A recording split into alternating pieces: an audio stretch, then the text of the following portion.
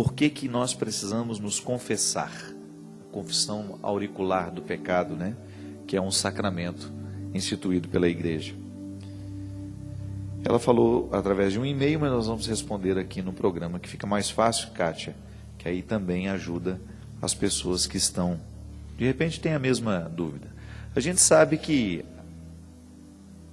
a vida moderna acabou retirando um pouco a experiência da confissão dentro das comunidades. Eu me lembro que quando eu era menino, eu fui orientado para ir confessar com o padre toda semana. Então, eu até gostava. No início tinha um pouco medo do padre, mas depois eu descobri que era muito bom, que eu obtinha um resultado que não era só, que eu não conseguia saber bem ao certo o que é que acontecia comigo. O que eu sei é que quando eu sentava diante do padre e contava para ele os meus pecados e dele recebia a absolvição e algum conselho ligado àquele pecado, eu saía mais leve. A igreja nos ensina, Kátia, que o sacramento da confissão, ele nos reconcilia, ele tem um valor sacramental, ele nos religa, não é?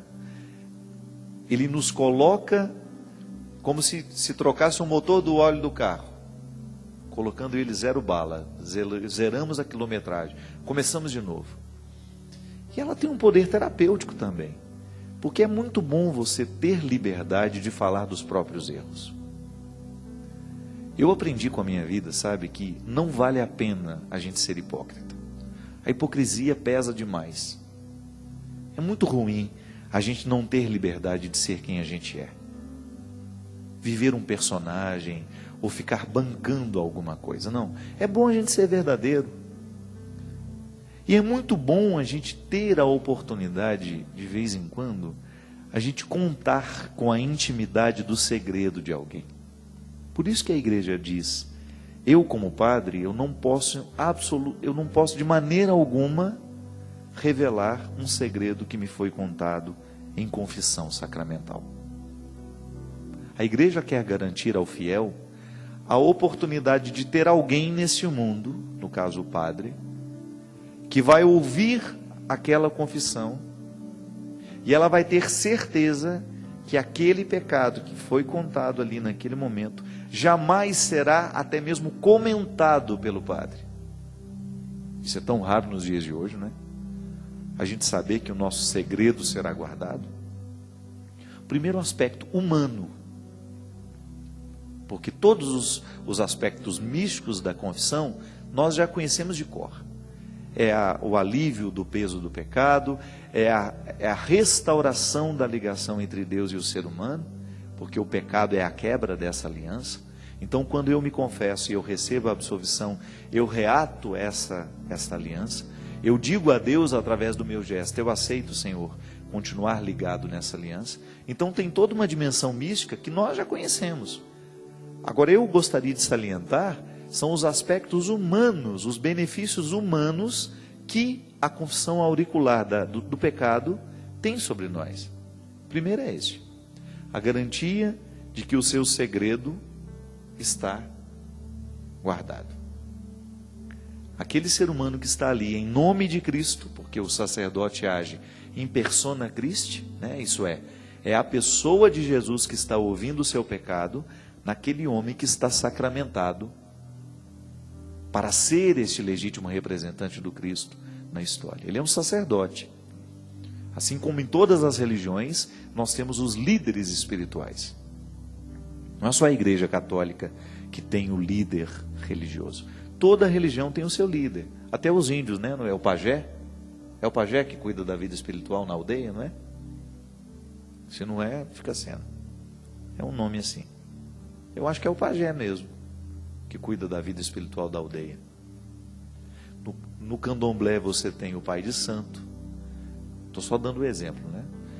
No catolicismo você tem o sacerdote. Os judeus têm os rabinos. Então, onde você vai, os budistas têm lá os monges, né? Que são pessoas preparadas para dar orientação espiritual. Então, nós somos católicos. A fé que nós professamos é essa, e o sacramento da confissão faz parte. Os evangélicos têm o seu pastor. Quando aquela autoridade religiosa, e por isso que o padre precisa ser muito bem preparado, para ele ter condições de saber viver bem essa responsabilidade, porque isso é muito interessante, minha gente. O serviço, a autoridade que eu recebo como padre, só tem um sentido. Não é para eu me sentir melhor que você, não é para eu ficar numa situação de maior destaque, de maior privilégio, de maneira alguma. O sacramento que nós recebemos, a autoridade que eu recebo como padre, é para eu servir, é para eu ser um servidor. Então o padre, quando vive bem essa responsabilidade, ele sabe perfeitamente que ouvir aquele segredo, aquele pecado, é ajudar a aliviar aquele coração que está pesado, porque a gente sabe que desabafar faz muito bem. Tá certo que a gente tem que fazer uma diferenciação, uma confissão não é a mesma coisa que uma direção espiritual. Por quê? Porque na confissão o fiel vai para acusar-se dos pecados. Então eu fiz isso, isso, isso e isso. O padre não pode nem ficar comentando muito o pecado. Ele tem que ouvir, dar um direcionamento para ajudar a evitar aquele pecado, mas não pode se multiplicar muito na sua fala, porque ele corre o risco de fazer aquilo virar uma direção espiritual. E não é o objetivo da confissão.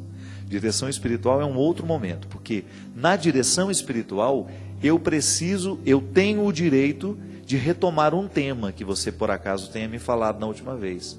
Então no aconselhamento o padre pode, sabe, lembra aquela última vez que você esteve aqui, que nós conversamos, aquela situação com seu marido, como é que está?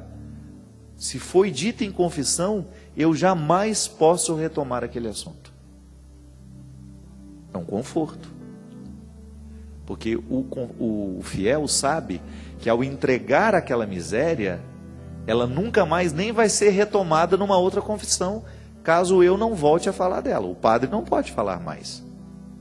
Faz parte da conduta do sacerdote, em preservar o direito daquela miséria estar escondida.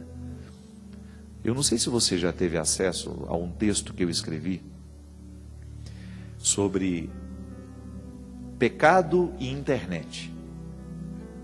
Um exemplo, uma pessoa comete um delito, aquilo vai para a internet. Você nunca mais se livra daquilo. Porque toda vez que alguém digitar o seu nome no Google, puxa toda aquela porcaria, não é? E eu estava escrevendo justamente sobre isso, que a vida moderna retirou da gente o direito de dizer, eu quero colocar uma pedra sobre este assunto. Não pode mais, porque a internet puxa, retira essa pedra toda hora. A pessoa vai ter que ela vai se martirizar. Aconteceu há 30 anos atrás, e ela ainda vai ficar olhando aquilo e vai sofrer com as consequências daquilo. A confissão é essa oportunidade que nós temos de colocar a pedra sobre aquele fato. Deus está me perdoando de verdade. Eu não preciso mais retomar a culpa daquele acontecimento, porque eu estou restabelecido com Ele. Olha que coisa maravilhosa, minha gente. Eu confessar o meu pecado e receber a absolvição por este pecado cometido, é eu ter a oportunidade de colocar uma pedra sobre aquele assunto. Ah, mas e se eu pecar depois de novo? É outro assunto. Aquele foi resolvido. E vou fazer de tudo para que a minha conduta seja modificada em fechar as portas que facilitam aquele pecado. Então veja bem, por que me confessar? Porque eu tenho o direito de viver esse conforto. Não é obrigação. Eu acho que a gente erra muito quando nós olhamos para os sacramentos como obrigação. Não é obrigação ir à missa, é direito. Não é? Estar com o mestre, participar do banquete. Ninguém nunca diz assim, a não ser que a festa seja muito ruim. Ai meu Deus, eu sou obrigado a ir para aquela festa. Imagina, se é festa de verdade, se nos oferece verdadeiro motivo para comemorar e para viver aquela alegria, eu tenho direito de ir, e estou felicíssimo. Eu lamento muito que a Eucaristia, que a missa, tenha perdido o caráter de festa. Talvez a vida litúrgica da igreja, né? Ela poderia ser muito mais rica, mas infelizmente a gente se limitou a só missa todos os dias, em missa só. A gente deixou de rezar a liturgia das horas com o povo, a gente deixou de ter a celebração da palavra, que pode ter, que você tem uma oportunidade de ser mais livre do rito, né? Você criar um rito mais criativo para celebrar a palavra com a comunidade durante a semana. A missa já tem um rito mais próprio e que tem que ser respeitado. Ele é universal. Então, quando a gente retirou esse caráter de festa da missa, virou obrigação. Aí, quando nós retiramos esse caráter terapêutico da confissão, virou obrigação. Eu me lembro quando eu morava em Belo Horizonte, encontrei um garotinho na casa de uns amigos que eu fui. A mãe dele virou assim: esse aqui é o Padre Fábio. Ele olhou para mim assim, desconfiado, de cima e embaixo, né? Eu falei: eu tenho uma pergunta para fazer para você. Acho que aquele menino devia ter uns 8 anos. Ele virou e falou assim: eu sou obrigado a ir à missa? E olhou para a mãe dele. Então eu identifiquei que a mãe devia falar para ele, né? E aí a mãe estava louca que eu falasse: você é obrigado mesmo. E aí, minha gente, eu não quis mentir para aquele menino. Eu não quis privá-lo da riqueza da teologia, mesmo que eu corresse o risco de ser mal interpretado. Aí eu virei e falei para ele assim: não, você não é obrigado a ir à missa. Eu não falei, mãe? Aí a mãe dele ficou branca de um jeito, né? Porque, meu Deus, o padre está liberando o meu filho da obrigação de ir à missa. Aí eu falei: mas eu não quero que você escute só isso. Aí eu contei para ele: você sabe o que é a missa? Jesus, quando sabia que ia morrer, quando ele estava vivendo aquele momento difícil, ele convidou os amigos dele para estarem com ele. Ainda falei, dei o exemplo. Não é assim? Quando a gente está com medo, quando a gente está sentindo uma dor, quando a gente está sofrendo, quando a gente está doente, a gente não quer os amigos perto da gente? Ele falou: é assim. Da mesma maneira como a gente está feliz, a gente não quer reunir os amigos para estar com a gente? Ele falou: quer. Sim, em alguns momentos da sua vida, você mesmo sendo tão jovem, você não tem prazer de estar com seus amigos? Ele disse que sim, foi concordando comigo. Pois é. Você sabe o que foi a missa? A missa foi uma celebração entre amigos que Jesus fez naquela época e que ele continua fazendo ainda hoje, porque a missa é um acontecimento tão grandioso que não coube num dia só. Aquela missa que Jesus realizou naquele dia, o padre continua realizando hoje lá na comunidade, lá na paróquia, lá na igreja. Só que os convidados foram ampliados. Eu olhei para ele e falei assim: então você não é obrigado a ir à missa, você é convidado a ir. Aí, se você acha que você recebe esse convite de Jesus, de participar com ele deste momento difícil da vida dele, de preparação, se você achar que vale a pena estar com ele porque ele é seu amigo, então você vai livremente. Aí ele parou. Eu sabia que dentro das condições da idade, de tudo dos significados que eu busquei, eu vi que ele entendeu. Ele sorriu e falou assim: gostei dessa história. Eu não sei se esse menino continua indo à missa por obrigação ou não, mas naquele momento eu tive a oportunidade de mostrar para ele que o sacramento é um direito do fiel. Não pode ser considerado uma obrigação. Porque se nós considerarmos o sacramento como uma obrigação, nós perdemos a oportunidade de viver o conforto que ele pode nos trazer. Sabe, minha gente, eu sempre tive muita dificuldade com a obrigação. Porque eu acredito que a gente não pode abrir mão da inteligência para acreditar em Deus. Eu nunca vou pedir às pessoas que me escutam que abram mão de suas inteligências para poderem viver uma experiência religiosa. Eu não sou adepto disso. Eu acho que a Igreja Católica não é adepta disso. O que a Igreja nos ensina é tão precioso. O tesouro da teologia é maravilhoso. E muitas vezes nós erramos na hora de ensinar essa verdade. Erramos com boa vontade. Não erramos porque queremos errar. Muitas vezes a mãe e o pai, quando querem que o filho participe da missa, vão lá na boa vontade e falam: olha, é obrigação.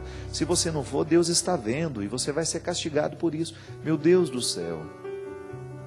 Ao invés de nós criarmos uma amizade entre aquela criança e Deus, nós colocamos uma inimizade. Que Deus chato é esse, que se eu não vou me castiga? Como é que pode haver amor nessa história, se o amor é um convite à liberdade anterior, antes de qualquer coisa? A lei, Deus escreveu nos nossos corações. É a grande superação. Eu deixo de ter a lei que está escrita de fora, claro, ela ainda me serve, mas a lei que me segue está aqui dentro de mim. Eu fui tão mal interpretado numa colocação que eu fiz.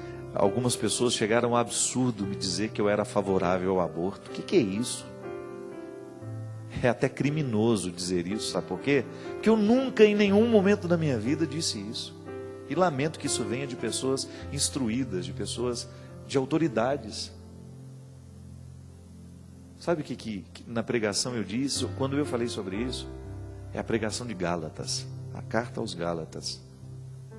Quando nós estamos dizendo lá, eu falei isso, nós vamos lutar até o fim, para que nunca o aborto seja legalizado no nosso país. Vou lutar até o fim porque sou radicalmente contra essa lei. Falei isso na minha pregação. Logo em seguida continuei. Só que há um fato. Se um dia essa lei vier, se ela acontecer, não muda absolutamente nada para nós cristãos. Por quê? Porque nós não estamos debaixo desta possível lei. A lei que nós seguimos é outra. O cristianismo inaugurou uma nova lei, uma nova regra, que é justamente a que está escrita no nosso coração. Faz parte desta lei valorizar a vida acima de tudo. Foi a pregação que eu fiz. Aí distorceram, mandaram para uma pessoa, mandam para outra, tira o texto do contexto. E aí esses crimes que são hediondos, né, que acontecem na internet, de pessoas irresponsáveis, e às vezes as nossas autoridades também não escutaram tudo, leram só aquilo que chegou até eles, acabam tendo uma postura de desconfiança em relação a mim e a tantos outros padres que são comunicadores. Mas isso é o que está escrito em Gálatas. O povo judeu sempre viveu amparado pela lei, a Torá. Qual é a revolução que Jesus faz? Jesus vem dizer: se esta lei não basta que ela esteja amarrada nos rins, como eles amarravam. Ela não pode ser exterior. Essa lei tem que ser interior. É dentro dos nossos corações, porque no fundo, o que nós vamos ouvir, é o início do programa, é a voz que está dentro do coração. É essa lei que deve prevalecer. Que é a que Deus me fala, que é a que Deus me comunica. Que uma mulher não tem o direito de abortar uma criança. Que uma criança não é um objeto. É uma outra vida, é uma outra história. Eu sou apenas administrador daquela vida. Uma mãe jamais tem o direito de olhar para um filho como um bem de consumo. É outra vida, é outra história que nós não temos o direito de assassinar. Agora, essa é a lei do coração. É a lei que nós ouvimos de Deus. É a lei que nós procuramos seguir dia a dia. Quando eu olho para o Cristo, que é meu irmão, meu amigo, e não precisa estar escrito nele, não me agrida, não me desrespeite. Emmanuel Levinas, um grande filósofo, muito difícil de lê-lo, tem uma filosofia muito truncada, mas Emmanuel Levinas tem é a filosofia do outro, é o humanismo do outro homem. É maravilhosa a reflexão que esse homem fez a respeito da sacralidade que há no outro. Ele é judeu. O outro é para mim o totalmente outro. Eu não tenho o direito de atentar contra essa sacralidade dele. Ele é a regra, ele é a lei. Eu olho para um outro ser humano e eu descubro que eu não posso matar. Eu olho para o outro ser humano e eu descubro que eu não posso roubar. Todas as regras estão estabelecidas quando eu sou capaz de olhar para o outro como totalmente outro. Sabe o que isso quer dizer? O outro não é a minha continuidade. O outro não é o lugar da minha satisfação. O outro não é o lugar da minha intervenção. Eu não posso olhar para o outro como continuidade minha. Então eu posso fazer com o Cristo o que eu quiser. Ele é um outro que precisa ser respeitado, é sagrado. É a lei. Você já imaginou como o mundo seria melhor se nós tivéssemos consciência dessa lei? Como nós iríamos nos amar um pouco mais, não é verdade? Quando eu ia passar pela vida do outro de maneira muito diferente, porque eu sei, por causa da lei que eu sigo, que está escrita no meu coração e que Cristo me deu, que me concedeu essa riqueza. Eu não sou obrigado, eu sou convidado. Então participar da Eucaristia, viver o momento da confissão. Padre, eu sou obrigado a casar na igreja? Você é convidado. Se quiser viver os benefícios do matrimônio, do sacramento que você receberá. Padre, eu sou obrigado a batizar o meu filho. Você não é obrigado a nada. A igreja coloca regras, é para dar à pessoa direitos, deveres também. Que depois que você recebe aquele direito, você vai administrar o bem que você recebeu. É uma questão de gratidão. Os deveres que nascem dos direitos são todos fruto de gratidão. Eu sou grato a Deus por ter me dado a oportunidade de constituir uma família, por ter sido batizado, por ter recebido aquela absolvição. Sou grato a Deus porque Jesus se entrega todos os dias na Eucaristia que eu celebro, que eu presido. Então, os meus deveres nascem da gratidão que eu tenho por ter tido o direito de viver aquele sacramento. Sem obrigações, mas com direitos, que depois viram deveres. Seja qual for a sua religião, pare de interpretar os seus direitos como obrigação. Você não é obrigado, você tem o direito. E você tem o direito de viver esse processo de Deus diariamente, de hospedar essa presença sagrada e dele ser um espaço de ressurreição, de vida nova, de mundo novo, porque verdadeiramente eu acredito nisso.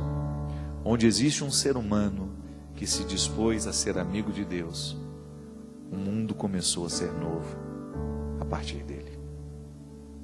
É o que eu desejo, que Deus hoje se hospede em sua vida, que hoje Deus se hospede em você, que Ele ande pela sua casa, que Ele trabalhe no seu trabalho, que Ele viva na sua vida, através de você. Derrame sobre nós a bênção do Deus Todo-Poderoso, Ele que é Pai, Filho e Espírito Santo. Amém. Obrigado pela sua companhia. Até a semana que vem, se Deus quiser.